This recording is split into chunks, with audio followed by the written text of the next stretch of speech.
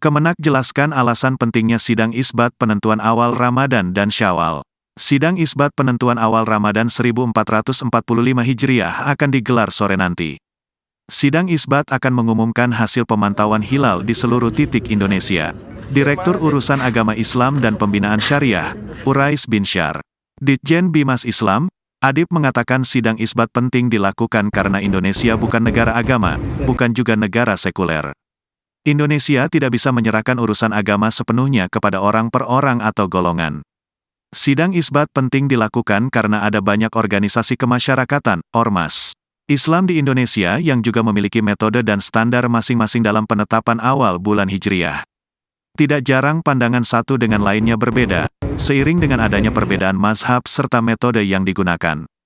Sidang isbat menjadi forum, wadah, sekaligus mekanisme pengambilan keputusan. Sidang isbat dibutuhkan sebagai forum bersama mengambil keputusan. Ini diperlukan sebagai bentuk kehadiran negara dalam memberikan acuan bagi umat Islam untuk mengawali puasa Ramadan dan berlebaran, ujar Adib dalam pernyataannya, Minggu, tanggal 10 Maret tahun 2024.